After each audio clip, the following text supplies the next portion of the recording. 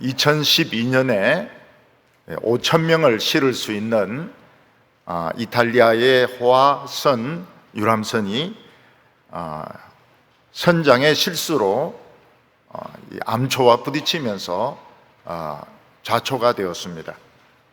그 큰 배가 기울면서 물에 잠겼는데 한 38명 정도가 죽고 4천 명은 구조를 받았습니다. 그때 선장은 배에 있는 승객은 돌보지 않고 혼자 도망을 쳤다가 해안경비대장과 통화를 하게 되었습니다. 그때 해안경비대장은 이 망할 놈의 자식아, 무조건 배로 돌아가라 말이야, 이런 욕을 막 퍼부었는데 그 욕 때문에 해안경비대장은 굉장히 인기가 올라가게 되었습니다. 나중에 그 배를 인양해서 바로 세우는데 만드는 것보다 2배 이상 1조 원의 돈이 들었다고 합니다. 우리나라도 세월호가 침몰할 때 텔레비전 화면에는 밤쯤 기울은 이런 배를 우리가 봤습니다. 저 정도면은 다 구출되겠구나 이런 생각을 했는데 나중에 보니까 바가지처럼 뒤집어져 가지고 한 사람도 배에 탔던 사람들은, 뛰어내린 사람들 말고는 구조하지 못하고 전원이 바다에 빠져 죽었다 하는 이런 소식을 듣고 나라 전체가 비통해지게 되었습니다. 얼마 전에 인도네시아 해군 잠수함이 바다에 들어가기 전에 그 수병들과 장교들이 전부 다 사진을 찍었습니다. 웃으면서 사진을 찍었는데 바다 속에 들어가서 이 잠수함이 사고를 당했습니다. 내토막이 나면서 전원이 다 죽었습니다. 인도네시아에서 굉장히 큰 슬픔을 겪었던 것입니다. 배가 기울어져서 뒤집어진다든지 비행기가 추락해서 떨어진다든지 아니면 버스가 절벽에 떨어져서 사람들이 다 몰살하는 일이 일어날 때 그 일어나기 직전까지는 사람들이 자신의 운명에 무엇이 기다리고 있는지 전혀 알지 못합니다. 그러다 사고가 딱 난 순간 깨달으면 이미 그때는 늦은 것입니다. 한 번은 지방에 있었던 학교 학생들이 수학여행을 갔다 오는데 버스를 타고 이 가파른 곳을 내려오는데 이 브레이크가 고장이 나가지고 차가 막 점점 빨리 밑에 쪽으로 막 달리기 시작했습니다. 그때 역시 선생님은 선생님이었습니다. 선생님이 일어나가지고 모든 학생들은 안전벨트를 매라 이렇게 말씀했는데 아이들이 전원이 안전벨트를 하는 바람에 다친 학생들은 있지만 죽은 학생은 한 명도 없었습니다. 이 여선생님의 한마디, 얘들아 안전벨트를 매라, 이 한마디가 전체 학생들을 다 살린 것입니다.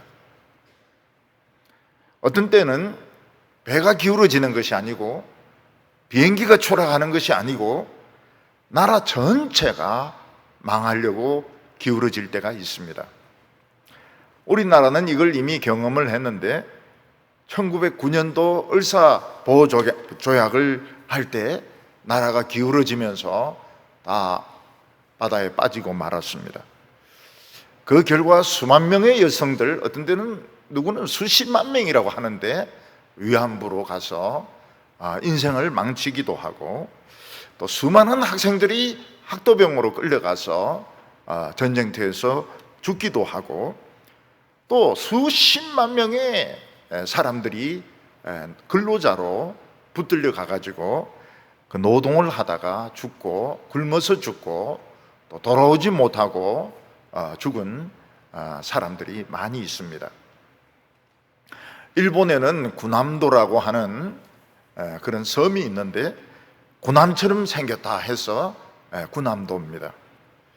그런데 이 안에 있는 그 석탄을 캐기 위해서 한국 사람들 수천 명이 팬티만 입고 안에 들어가서 그 열악한 환경에서 석탄을 캔다고 병들어 죽고 맞아 죽고 굶어서 죽고 많이 죽었던 것입니다. 요즘 우리나라의 우리가 태평양에 이렇게 여행하는 사람들이 가보면 그 김치를 먹고 한국말을 쓰는 외국인들이 있습니다.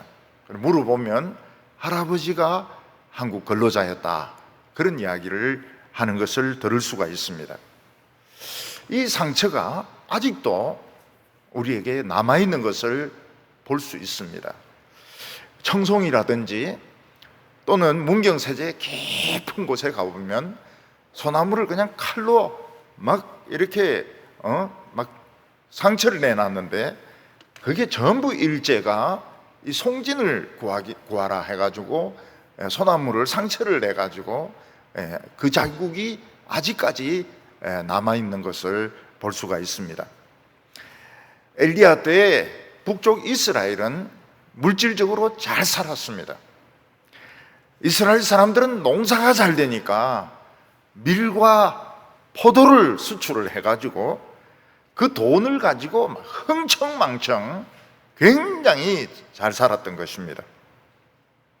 그런데 이스라엘 백성들은 도덕적으로 또 신앙적으로 우상숭배에 너무 깊이 빠져가지고 사실은 나라 전체가 기울어지고 있었고 나라 전체가 추락을 하고 있었습니다. 버스를 치면은 이 브레이크가 파열이 되어서 그냥 점점 가속도가 붙으면서 밑으로 내려오고 있는 그런 형편이었습니다.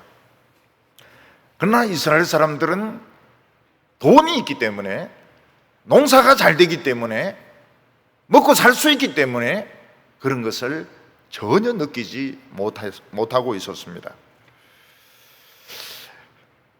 오히려 아합 왕이나 왕비 이세벨은 하나님의 선지자들을 죽이고 하나님을 믿는 사람들을 죽이고 더 적극적으로 바알 숭배하고 아세라를 섬기면 우린 더 잘 살 수 있다고 백성들을 우상 숭배로 몰고 갔습니다. 왕이 얼마나 대단하고 왕비가 얼마나 대단하다고 백성들 전체를 멸망의 자리로 몰고 가고 있었던 것입니다. 그때 이 위험천만한 모습을 보고 있는 하나님의 선지자가 있었습니다. 그 사람은 바로 디셉 사람 엘리야였습니다. 엘리야는 이스라엘이 망하지 않는 유일한 방법은 하나님을 인정하고 우상을 버리고 하나님께로 돌아오는 길밖에 없다는 것을 알았습니다. 그렇게 하기만 한다면 하나님께서는 기울어지는 배를 큰 손으로 잡아서 바로 세워 주실 것입니다. 하나님께서 그렇게 하기만 하면, 이스라엘 백성들이 하나님을 인정하고 하나님께 돌아오기만 하면 추락하는 비행기를 하나님이 붙잡아서 안전하게 착륙하게 하실 것입니다. 그렇게 하기 위해서 엘리야가 해야 될 것이 무엇인가 하면, 금송아지나 바알이나 아세라는 완전히 거짓된 신이고 여호와가 참 하나님이란 것을 보여줘야만 했던 것입니다. 오늘 첫 번째로는 엘리야는 하늘문을 열고 닫는 기도를 했습니다. 이 한강에는 보면 큰 댐들이 있습니다. 소양강 댐도 있고 팔당댐도 있는데 여름에 막 비가 많이 오면 그 댐 문을 열어놓습니다. 그러면 엄청난 물이 쏟아지는데 그 쏟아졌다가 튀는 물이 한 100m 이상 튀어오릅니다. 그리고 또 떨어집니다. 저는 서울에 있을 때 팔당문 수문 열고 이러면 가서 구경을 하곤 했습니다. 저만 구경하는 것이 아니고 많은 사람들이 와서 그 물이 댐 물이 떨어지는 것을 구경을 했습니다. 우리는 하늘에도 그런 문이 있다는 것을 잘 알지 못합니다. 하늘의 수문을 열면 어떻게 됩니까? 하늘이 구멍 난 것처럼 비가 쏟아지게 됩니다. 소돔 같은 곳에서는 하늘문이 열리니까 불과 유황불이 쏟아지면서 소돔과 고모라와 들판을 불쓰나미로 다 태워버렸습니다. 지난해 중국에서는 하늘의 수문이 열리면서 40일 동안 양동이로 물을 퍼붓는 것처럼 비가 쏟아졌는데 많은 피해가 있었습니다. 이것은 모두 재앙의 문입니다. 그러나 하늘에는 축복의 문도 있습니다. 하늘의 축복의 문이 열리면 성령이 쏟아집니다.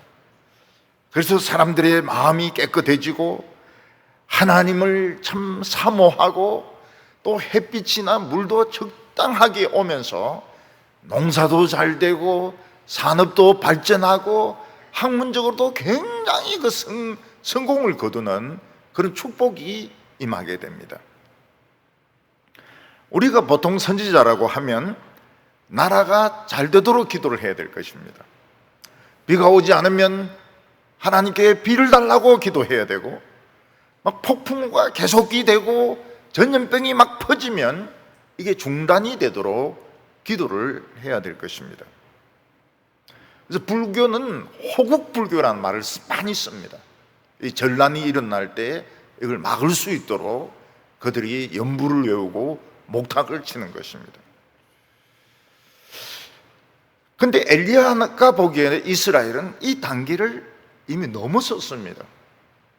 그러니까 비가 오도록 기도하고 또 전염병이 퍼지지 않도록 기도하고 이런 단계를 이미 넘어선 것입니다. 환자들로 치면은 숨을 안 쉬는 환자와 같습니다. 숨을 쉬지 않는 환자는 이거는 심폐소생술을 하고 이 전기로 충격을 주어서 심장이 뛰게 하는 수밖에 없습니다. 어떤 환자가 응급실에서나 중환자실에서 숨을 쉬지 않으면 의사가 위에 올라타서 막 심폐소생술을 하고 그래도 안 되면 막 전기 충격기로 벌떡 이걸 확 눌리면 벌떡 일어납니다. 그래서 환자가 숨을 쉬면은 살아나지만 못 쉬면 영원히 이제 죽는 것입니다. 엘리야가 보기에 이스라엘은 그냥 병든 환자가 아니고 숨을 안 쉬는 환자였습니다. 이스라엘은 기도가 없었습니다. 이스라엘은 하나님의 말씀이 없었습니다. 이스라엘은 하나님을 찾는 사람이 없었습니다. 왜냐하면 자기를 세상 나라로 생각했기 때문입니다. 사람들이 오해하고 있는 것이 무엇인가 하면 하나님을 잘 믿고 성령 받던 사람이 이제 시험이 들어서 하나님을 안 믿습니다. 담배 피우고 술 마시고 그리고 뭐 놀러 다니고 이러면 하나님이 잊을 것 같은데 하나님은 절대로 잊지 않습니다. 하나님은 교회 한 번이라도 나온 사람은 잊지 않습니다. 그래서 하나님께서는 그 사람을 찾아가셔서 강권적으로 끌고 오시는 겁니다. 이스라엘은 숨을 쉬지 않습니다. 환자인데 숨을 쉬지 않아요. 배는 기울어지고 있습니다. 전부 다 죽습니다. 비행기는 지금 추락을 하고 있습니다. 이때 엘리야는 충격요법을 쓰게 됩니다. 엘리야는 아합 왕에게 가서 아주 그 충격적인 이야기를 하게 됩니다.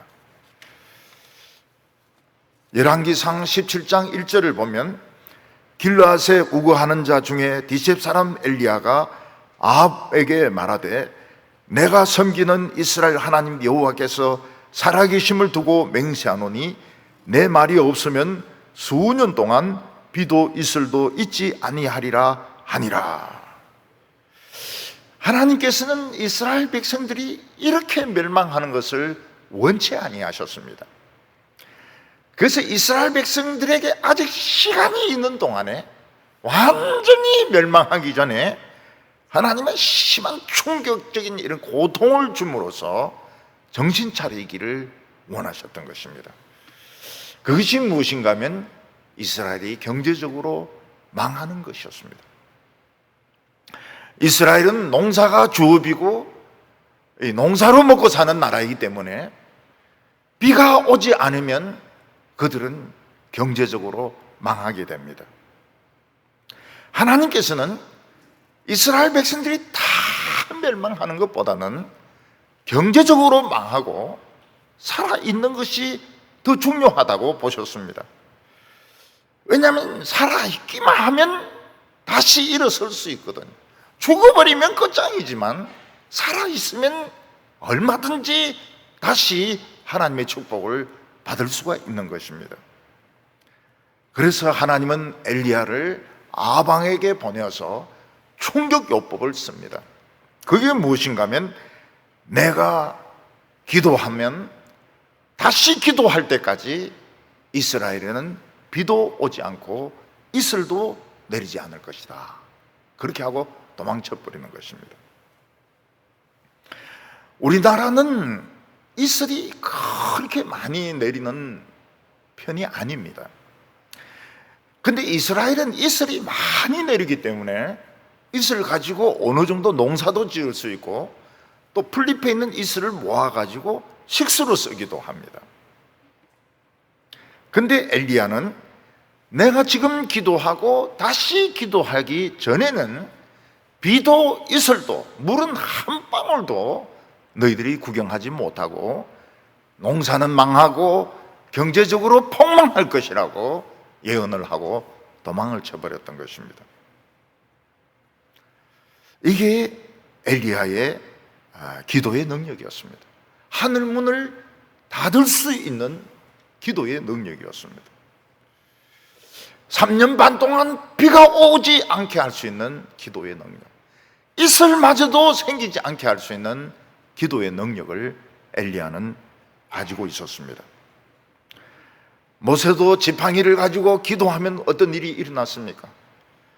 애굽의 불루박이 떨어지고 그리고 나일강이 피로 변하고 홍해가 갈라지는 그런 기적이 일어났습니다. 우리가 이 세상에 마귀의 괴계와 마귀의 술책을 이기려면, 악한 자의 술책을 이기려면 우리에게 이런 기도의 능력이 필요한 것입니다.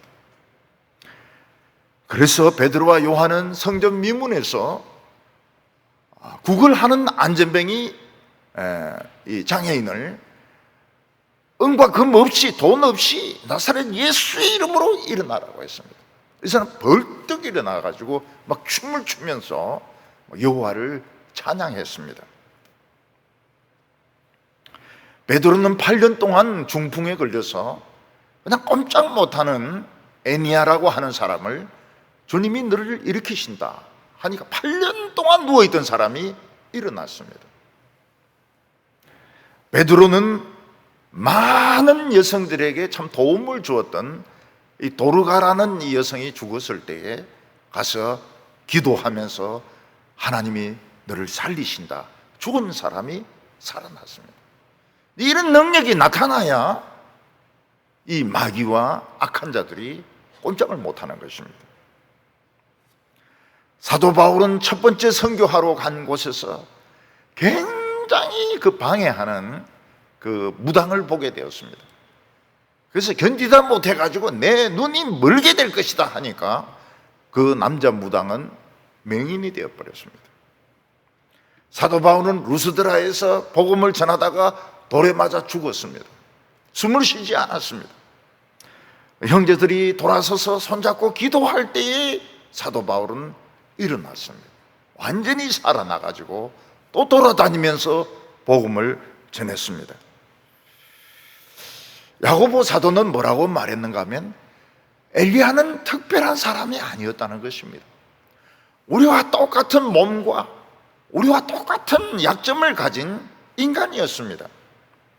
그러나 엘리야는 기도했을 때 3년 반 동안 하늘이 문을 닫았고 그가 다시 기도했을 때 닫혔던 하늘이 열리면서 비가 쏟아졌다고 말하고 있습니다. 이것은 우리도 엘리야가 그렇게 했으면, 모세가 그렇게 했으면, 베드로와 요한이 그렇게 하고 사도 바울이 그렇게 했으면 우리도 그렇게 할 수 있다는 것을 보여주는 것입니다. 우리의 가장 중요한 무기는 하늘문을 여는 것입니다. 우리의 기도가 하늘문을 열어서 부흥의 불이 떨어지게만 할 수 있다면 온 세상은 변하게 될 것입니다. 사람들은 더 이상 스트레스로 우울증을 앓지 않을 것이며 자살하지 않을 것이며 그 온갖 미세먼지나 경제적인 어려움이 없어지게 될 것입니다. 사람들마다 다른 사람에게 욕을 하는 대신에 하나님의 말씀을 이야기하고 축복을 이야기하게 될 것입니다. 그리고 성도들은 전부 예수님을 위해서 고난받는 것을 즐거워할 것입니다. 예수 이름으로 잘 사는 것보다는 예수 이름으로 고난받는 것을 기뻐할 것입니다. 낮아지는 것을 좋아할 것입니다. 높아지는 것 싫어요. 낮아지는 거 좋아할 것입니다. 그런데 우리는 어떻게 이 하늘문을 열 수 있는 기도를 할 수 있을까요? 우리는 모릅니다. 모르는 것이 문제입니다. 분명한 것은 우리가 계속 하나님의 말씀을 듣고 하나님의 말씀을 붙들고 그냥 모든 일에 크고 작은 일에 구별 없이 그냥 계속 합심해서 기도할 때 어느 날 기도가 막 우주순까지 응답되기 시작하는 것입니다. 이건 제가 경험을 한 것입니다. 어떤 신학자가 이론적으로 밝힌 것이 아니고 제가 목회하면서 경험을 한 것입니다.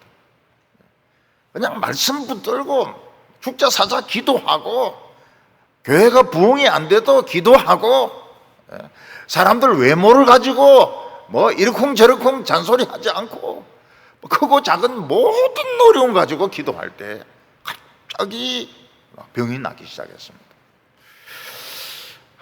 어려움들이 막 물러가기 시작했습니다. 저는 그게 우연의 일치인 줄 알았습니다. 알고 보니까 그게 부흥의 시작이었고 기도 응답의 시작이었던 것입니다. 엘리야가 비가 오지 않는 기도를 한 후에 이스라엘은 진짜로 비가 오지 않아서 밀농사와 보리농사, 포도농사 다 망치게 되었습니다. 사람들은 설마 했는데 설마가 사람 잡는다고 뭐 1년 정도 비 안 오겠지. 비 안 옵니다. 2년 정도 비 안 오고 그냥 오겠지. 안 옵니다. 3년 정도 비 안 오고 말겠지. 안 옵니다. 그러니까 이스라엘은 농사를 전혀 지을 수가 없어가지고 경제적으로 그냥 폭망하게 되었습니다. 지금 우리가 경제적으로 어렵다는 건 이거는 비교가 되지 않습니다. 완전히 경제가 망해버렸습니다. 그래서 많은 사람들이 굶어 죽었고 부자는 가난한 자가 되고 가난한 자는 더 가난한 자가 되었던 것입니다. 그럼에도 불구하고 이스라엘 백성들은 하나님을 원망하고 오히려 바알과 아세라를 더 열심히 섬김으로써 이제 이 축복을 회복하려고 했던 것입니다. 우리는 우리나라가 무조건 잘 되는 것이 좋은 기도가 아니라는 것을 알 필요가 있습니다. 우리나라 사람들이 막 음행을 저지르고 거짓말을 하고 동성애를 막 받아들이고 그리고 막 그렇게 많은 사람들이 자살하는데도 불구하고 하나님 우리나라 복 주셔서 1등 나라가 되게 해 주십시오. 그거는 좋은 기도가 아닌 것입니다. 나쁜 기도입니다. 또 부모도 자식들이 막 무조건 좋은 대학에 합격하고 자식들이 막 무조건 좋은 직장에 취직하고 성공하고 승진하고 유명하게 해달라고 하는 것은 결코 좋은 기도가 아닌 것입니다. 자식들은 막 음란을 행하고 우상숭배를 하고 그리고 뭐 별의별 짓을 다 하는데 잘 되도록 기도하는 것은 좋은 기도가 아닌 것입니다. 차라리 우리 애가 망하더라도, 우리 애가 쪽박을 차더라도, 감옥에 가더라도 얘가 예수 잘 믿게 해달라고 기도하는 것이 좋은 기도인 겁니다. 저는 우연히 이렇게 텔레비전을 이렇게 보니까 점친 이야기를 그냥 쉽게 하는 거예요. 오늘 사람들은 점을 예사로 생각을 합니다. 이 점치는 것이 얼마나 무서운 죄인지 모르고, 소주 여성들이 술을 얼마나 많이 마시는지, 남성들은 술을 더 많이 마시죠. 학교가 지금 코로나 때문에 좋은 게 그겁니다. 학교가 개강 파티할 때 보면 트럭 몇 개가 옵니다. 소주 잔뜩 싣고 맥주 싣고. 그게 우리나라의 유니버시티입니다. 유니버시티. 그렇게 술 마시고 무슨 공부를 합니까?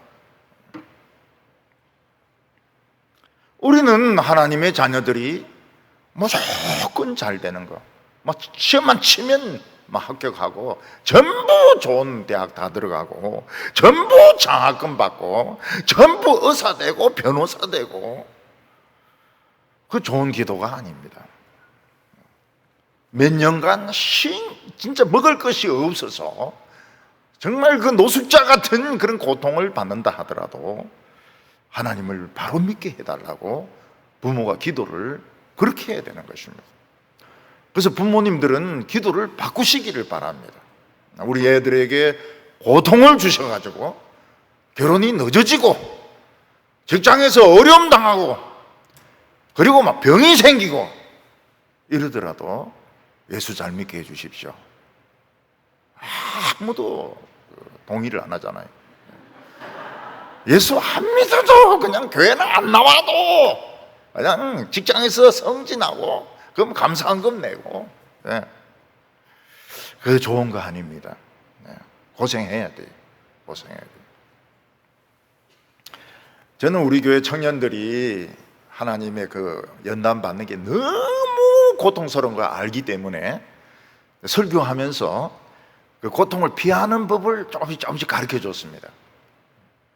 근데 그게 소용이 없어요. 정말 고통 많이 당했습니다. 바울, 디모데, 누가는 고통을 너무 많이 당해가지고 정신까지 약간 헷갈리는 사람들도 있어요. 너무 고난 많이 당해가지고 결혼이 너무 늦어지고 이러니까 고통받는 사람들이 많습니다. 근데 이것이 하나님이 우리를 망하게 하지 않으려고 충격요법을 쓰는 것입니다. 심폐소생술을 쓰는 것입니다. 엘리야의 이런 기도의 능력은 본인에게 굉장한 어려움을 주었습니다. 일단 엘리야는 이스라엘의 공적인 원수가 되었습니다. 공적 1호입니다. 1호. 제일 원수가 되어가지고 누구든지 엘리야를 보호하고 신고하지 않는 사람은 다 죽입니다. 엘리야도 물론 죽이지만 엘리야를 보호하고 양식을 주고 이런 사람들 다 죽입니다. 그래서 엘리야는 이스라엘 어느 집에 숨어 있을 수가 없었습니다. 만약 흙간에 숨어 있는데 애들이 왔다가 보고, 아줌마가 왔다가 보고 신고해버리면 엘리야는 죽는 겁니다. 엘리야는 이스라엘의 어느 누구로부터도 양식이나 잠자는 곳을 도움받을 수가 없었습니다. 엘리야는 뭐 먹고 삽니까? 그게 문제였습니다. 먹고 살 길이 없는 거예요. 하나님 종 자신이 먹고 살 길이 없는 것입니다. 살 집이 없는 것입니다. 피할 곳이 없는 것입니다. 엘리야는 이스라엘 안에서 그 어느 곳에서도 안심하고 숨어 있을 수가 없었습니다. 아마 우리에게도 이럴 때가 찾아올 것입니다. 하나님의 말씀을 붙들고 진짜 복음을 위하여 살고 싶은데 갈 길이 없는 거예요. 내가 살 수 있는 집도 없고 돈도 없고 양식도 없고 직장도 없고, 그때 우리는 속으로 절망합니다. 하나님의 말씀은 세상에서 어디까지나 이론에 불과하구나. 이것은 이론에 불과하지 이 세상에서 하나님 말씀을 가지고 살 길은 없다는 것입니다. 저도 해보니까 없어요. 복음을 전하면서 직장 생활하면서 전도하면서 그런 길은 없어요. 사도 바울은 아주 나쁜 놈입니다. 그런 길을 자꾸 가르쳐 주가지고. 그래서 제가 청년들에게 사도 바울 흉내 내지 마라. 너희들은 사도 바울이 아니지 않느냐.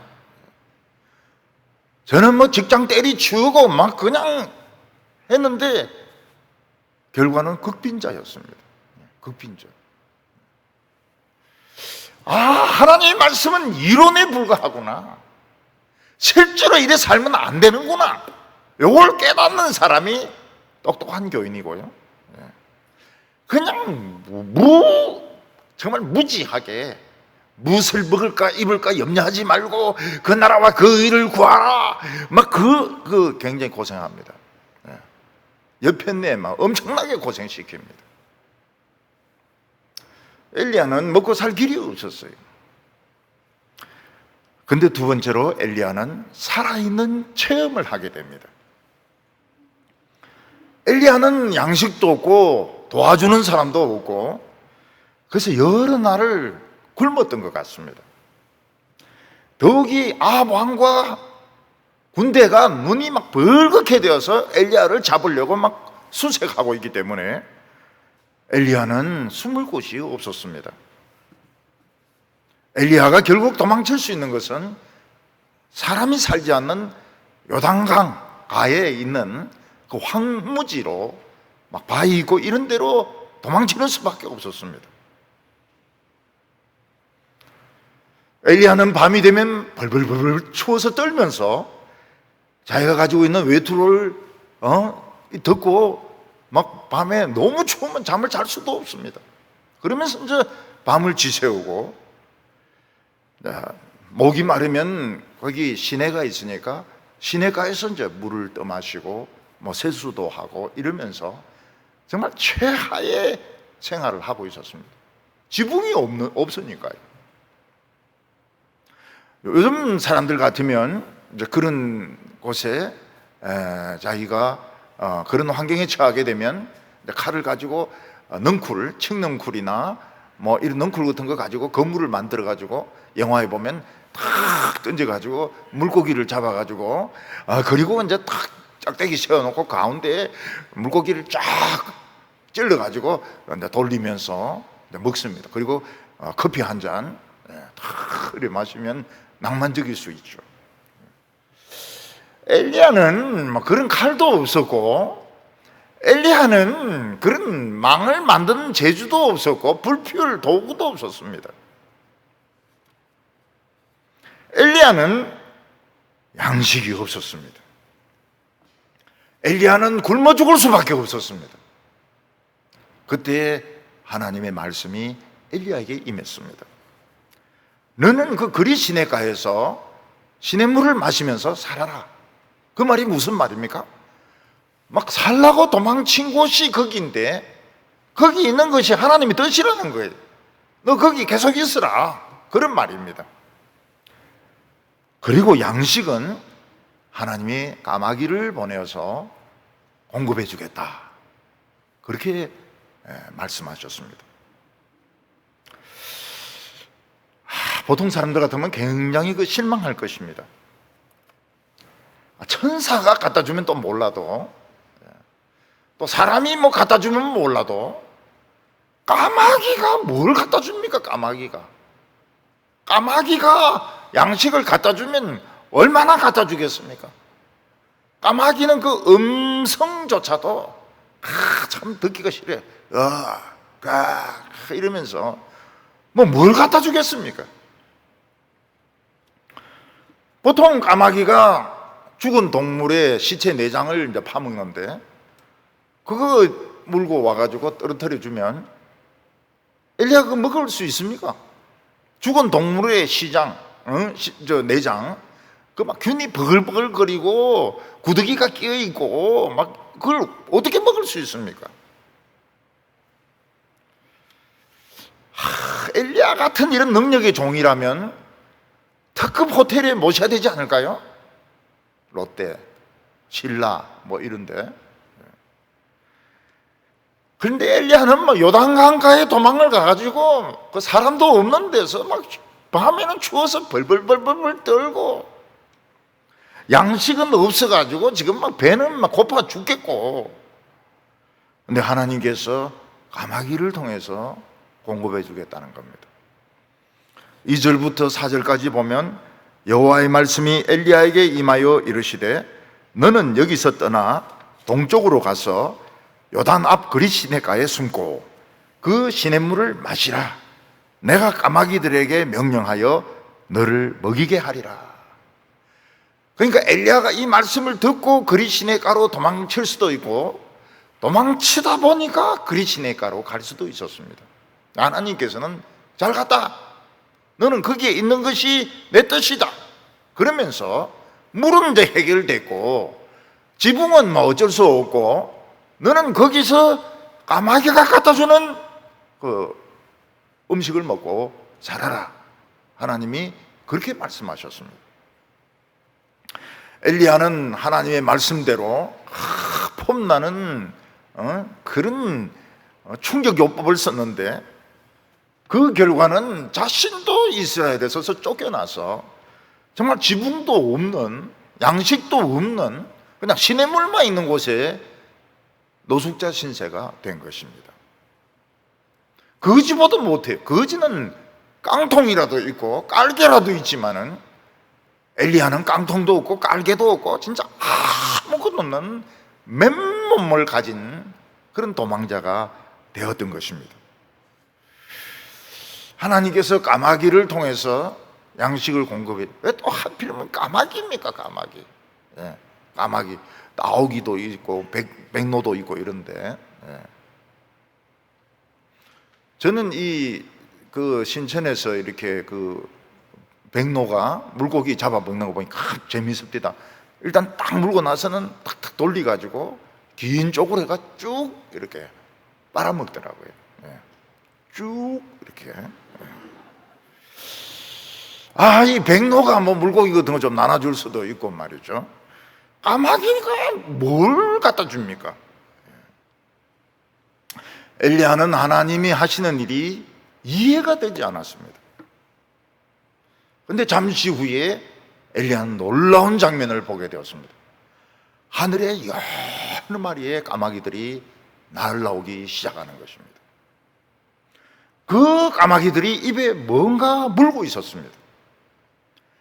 그 까마귀들이 엘리야 앞에 착륙을 하더니 어떤 까마귀는 빵 조각을 떨어뜨려 놓고 어떤 까마귀는 삶은 고기를 떨어뜨려 놓고 어떤 까마귀는 구운 고기를 떨어뜨려 놓고 어떤 까마귀는 비스켓을 떨어뜨려 놓고 한순간 엘리야 앞에서는 까마귀가 갖다 준 진수성찬으로 아주 그냥 다양한 음식이 준비가 되었던 것입니다. 어떻게 이 까마귀들이, 사람들도 하나님 말씀 못 알아듣는데 우리 교회 같은 경우에는 10년 설교를 들어도 못 알아듣는 사람 못 알아듣는다 그래요. 그런데 어떻게 이 까마귀들이 하나님 말씀을 알아듣고 이래 다양한 곳에 흩어져 가지고 돈도 안 내고 그냥 고기를 가져오고 그냥 가져온 것이죠. 까마귀는 돈이 없으니까 구운 고기도 가져오고 삶은 고기도 가져오고 막 비스켓도 가져오고 떡도 가져오고 빵도 가져오고 소보루도 가져오고 막 이러가 막 진수성찬이 벌어진 것입니다. 그리고 까마귀는 또 날아갑니다. 날아가면서 내일 또 봅시다 이런 소리를 안 해요. 예. 그런 소리를 좀 해야 안심이 되는데, 예. 내일 또 봅시다 이러면서 날아가야 되는데 그냥 막 싹 가버리는 거예요. 이 까마귀가 이 이후로 굉장히 그 성경에서 참 존귀한 새가 됩니다. 존귀한 새가 대접을 많이 받아요. 왜냐하면 그 위대한 엘리야를 살린 새이기 때문에 색깔에도 불문하고 그 음성에도 불문하고 음정 박자 형편없지만은 성경에서는 굉장히 귀한 새가 됩니다. 그래서 예수님께서는 제자들에게 무엇을 입을까, 무엇을 먹을까 염려하지 말라 하면서 공중에 나는 새를 보라고 말씀하셨습니다. 그런데 다른 복음서에서는 하나님은 까마귀 새끼들이 배가 고파서 부르짖는 것도 하나님은 들으신다고 말씀하셨습니다. 이 까마귀가 굉장히 하나님의 사랑받는 새로 나타나게 됩니다. 왜냐하면 그 위대한 선지자 엘리야를 굶어 죽지 않도록 살린 새이기 때문입니다. 그런데 놀라운 것은 이 까마귀의 정확성이었습니다. 그 다음 날도 엘리야가 배가 고플 때 음식을 먹어야 될 때 까마귀들이 또 옵니다. 또 와가지고 떡도 떨어뜨려 놓고 빵도 떨어뜨려 놓고 저 고기, 삶은 고기, 구운 고기 막 나물 막 떨어뜨려 놓고 또 내일 봅시다 소리도 안 하고 막 싹 날아가 버리는 겁니다. 그 이후로 사람들은 까마귀가 기억력이 좋다는 걸 알게 되었습니다. 그래서 일본에서는 이 까마귀가 이 기억력이 좋아요. 안면 인식 기능이 있습니다. 그래서 어떤 사람이 자기에게 이제 돌을 던지면 까마귀가 입에 돌을 물고 있다가 그 사람이 집에서 나오면 머리에 탁 떨어뜨립니다. 네가 내인데 돌 던졌지. 그 일본에 그 까마귀들이 많아요. 우리나라보다 훨씬 많아요. 이 까마귀가 안면 인식 기능이 있어가지고 복수를 한다는 겁니다.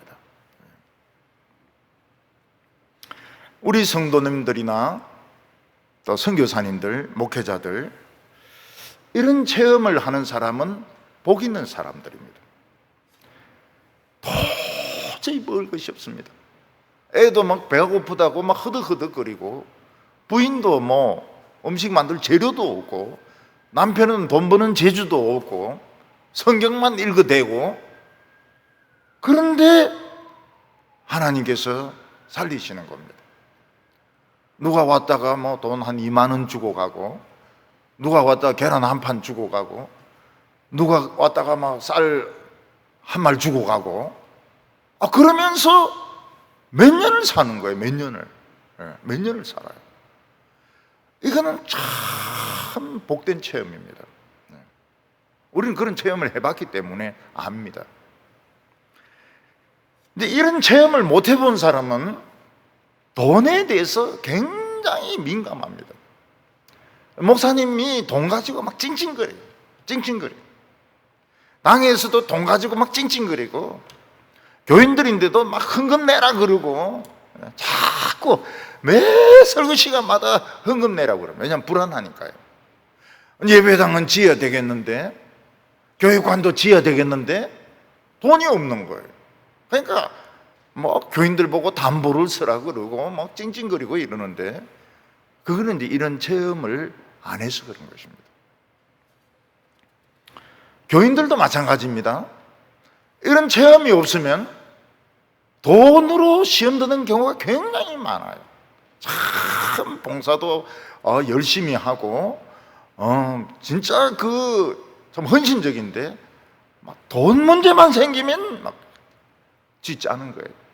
찡찡거리는 거예요. 그 왜 그렇습니까? 이 까마귀의 비결, 만나의 비결을 몰라서 그런 겁니다. 그러나 까마귀가 주는 양식을 먹어본 사람은 먹을 것이 없을 때 까마귀들이 날아온다는 걸 압니다. 물론 까마귀가 안 올 수도 있습니다. 교인들이 올 수도 있습니다. 그러나 까만 옷 입고 찾아옵니다. 그래서 내가 만약 하나님이 까마귀를 안 보내가지고 굶어 죽었다. 그럼 누구 책임입니까? 내 책임입니까? 하나님 책임입니까? 무엇을 먹을까 무엇을 입을까 염려하지 말라고 분명히 성경에 말씀하셨는데 염려 안 하다가 굶어 죽었다. 누구 책임입니까? 내 책임도 아니고 하나님 책임도 아니고 천사 책임입니다. 천사들 받다 맞아야 돼. 천사들. 내가 저 굶기지 마라 그랬는데 왜 까마귀가 말을 안 듣고 그냥 천사들 너희들 굶어 죽게 했느냐고. 예수님 요즘 까마귀가 말을 안 듣습니다. 말 듣게 해야지. 만나는 어디 갔냐 만나. 만나라는 과자는 가게에서 파는데요. 이 천사들이 맞아야 됩니다. 우리가 이런 체험을 한번 해보면 돈이 있어도 그렇고 없어도 그렇고 돈에 가지고 별로 민감해하지 않아요. 그냥 하나님의 말씀을 전하고 교인들이 은혜 받고 부흥이 일어나면 충분한 것이고, 돈은 돈이고 돈 없다고 해서 짜는 소리 낼 필요 없고, 돈이 많이 있다고 해서 막 일 벌리고 막 사업 벌리고 그럴 필요가 없어요. 까마귀 체험이 없으니까 돈 있으면 막 이거 써야 된다고 막 불안해하고, 돈 없으면 또 자기 주머니에서 돈 나가야 될까 싶어서 더 불안해하고. 그래서 이 체험을 좀 해봐야 됩니다. 까마귀 체험을 해봐야 돼. 까마귀들이 보통 먹는 것이 동물의, 죽은 동물의 내장인데, 엘리야에게 갖다 줄 때 이빨을 닦고 갖다 줬을까요? 안 닦고 갖다 줬을까요? 안 닦았습니다. 칫솔이 없어요. 근데 엘리야는 그거 먹어야 됩니다.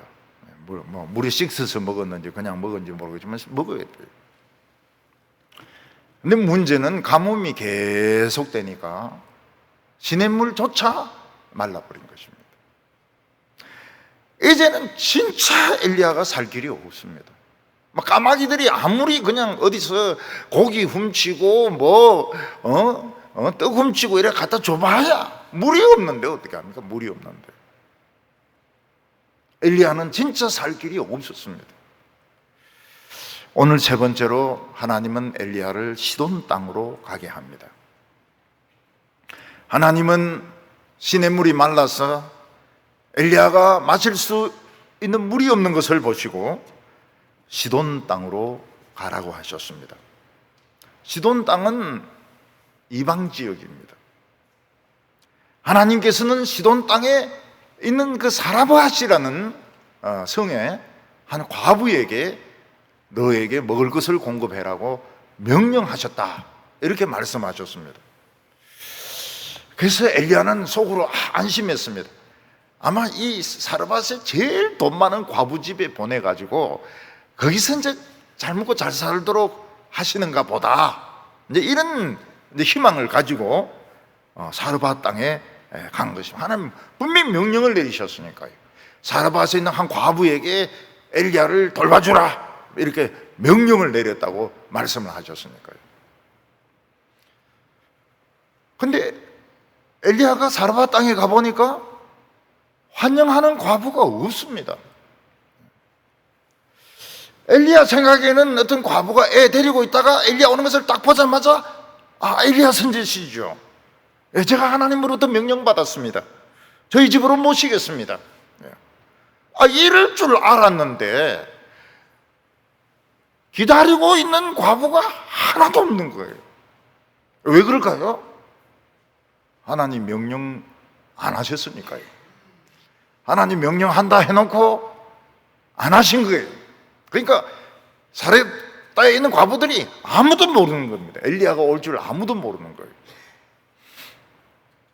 그래서 엘리야는 할 수가 없어서 그냥 소문까지 이렇게 가보니까 어떤 과부 옷이 있지 않습니까? 검은 옷 입고 이제 나뭇가지를 줍고 있습니다.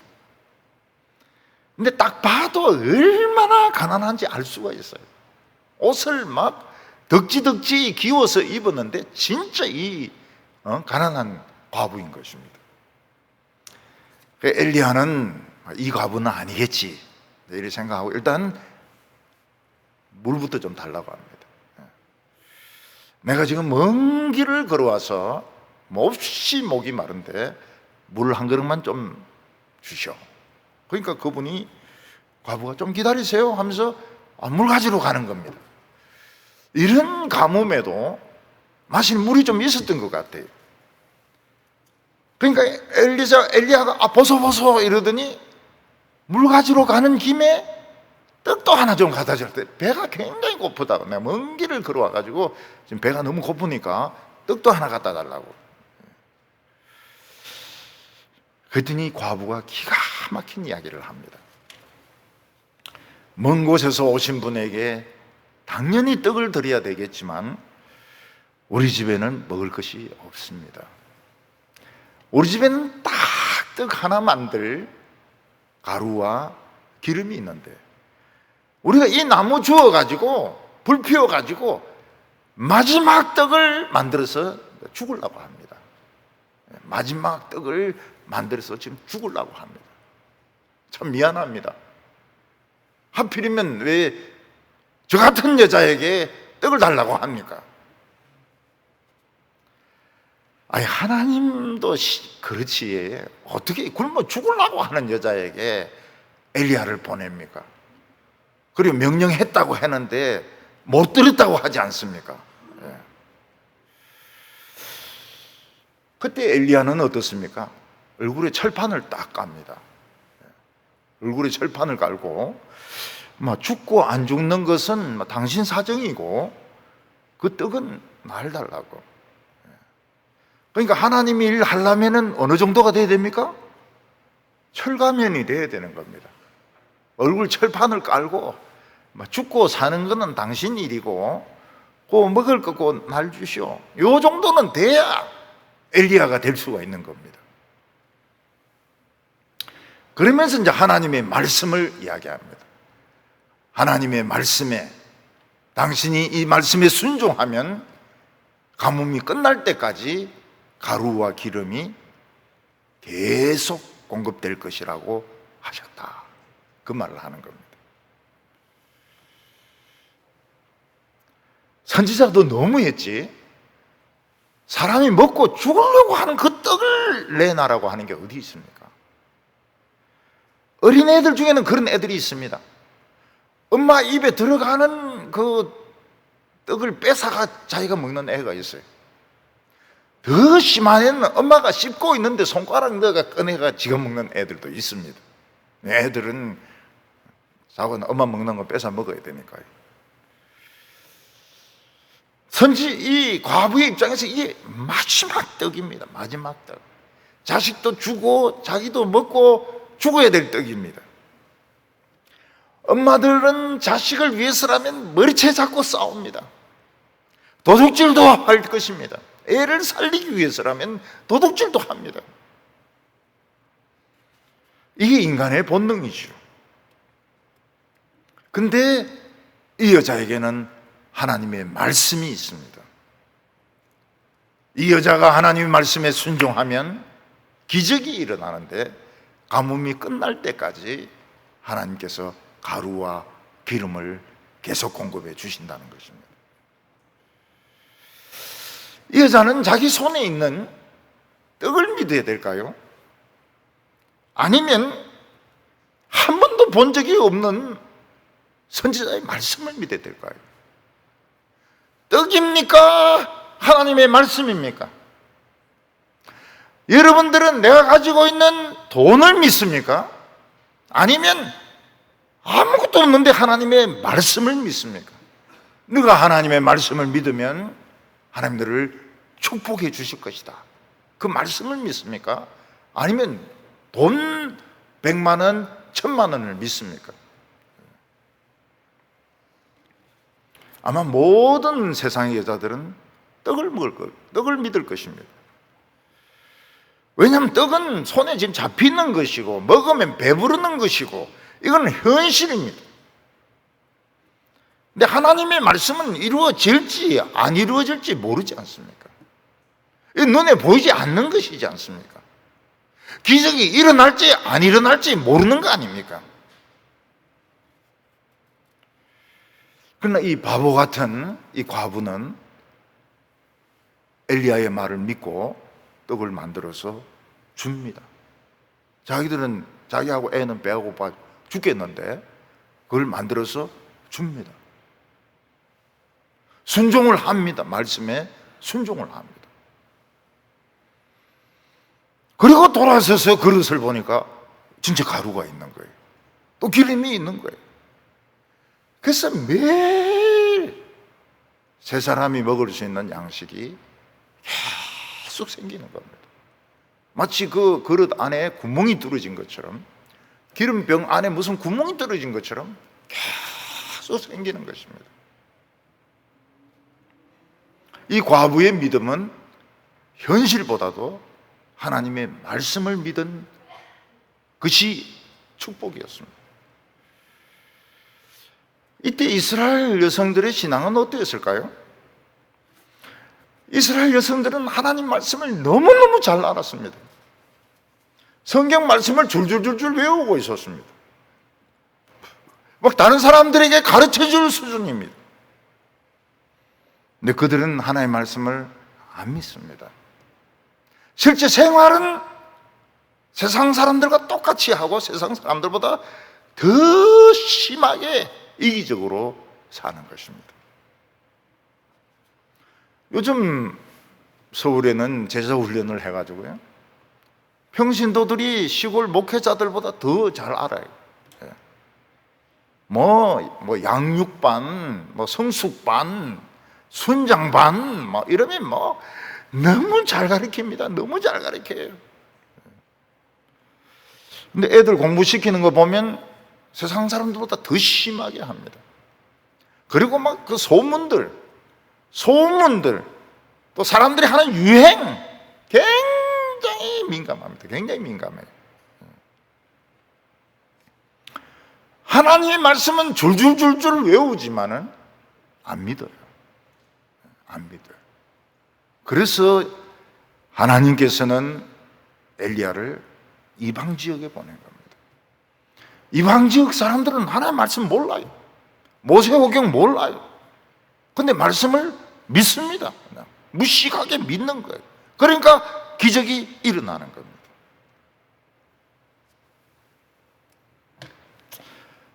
자, 돈 1억을 가지고 말씀 없이 사는 것이 나을까요? 돈 1억 없이 말씀만 가지고 사는 게 나을까요?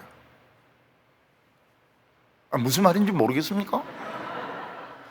1억과 돈 말씀 없는 거, 1억 없고 말씀 있는 거. 우리는 1억도 있고 말씀도 있고, 그러면 뭐 금상첨화로 좋겠죠. 그러나 그렇게 안 갑니다. 이쪽으로 가야 돼요. 이쪽으로.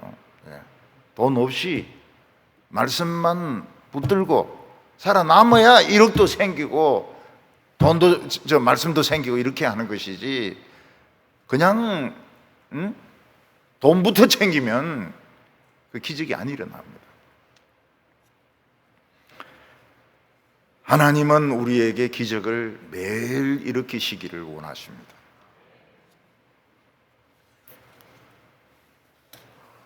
우리는 하나님의 말씀으로 이 기적을 체험하시기 바랍니다.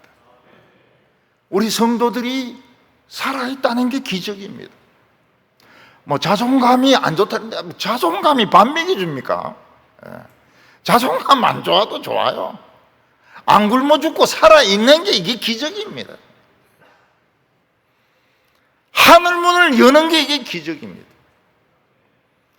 우리 성도님들이 앞길이 보이지 않을 때, 도저히 살 길이 없을 때 하나님은 알고 계시고 길을 예비하고 계십니다. 그때 불평하지 마세요. 자기 멋대로 생각하지 마세요. 하나님의 말도 되지도 않는 말씀, 진짜 말도 안 되는 말씀, 이 말씀을 믿고 축복받는 성도들 다 되시기를 바랍니다. 기도드리겠습니다. 거룩하신 하나님 아버지, 하나님의 말씀은 이 세상에서 현실적이지 않고 너무나도 공허하게 느껴질 때가 많습니다. 하나님 말씀대로 믿으면 굶어 죽고 결혼도 못하고 집도 사지 못하고 바보가 될 것 같은 생각이 듭니다. 그러나 하나님은 살아계시며 까마귀를 통하여 우리를 먹이시며, 하나님께서는 우리를 과부를 통하여 먹이시며, 하나님께서는 하늘문을 여셔서 축복하시는 줄 믿습니다. 오늘 저희들이 하나님을 신뢰할 수 있게 하여 주시옵소서. 많은 돈보다, 1억이 넘는 돈보다 하나님을 신뢰하게 하여 주시옵시고, 말도 되지도 않는 하나님의 말씀 순종하는 저희들 되게 하여 주시옵소서. 예수님의 이름으로 기도하옵나이다. 아멘.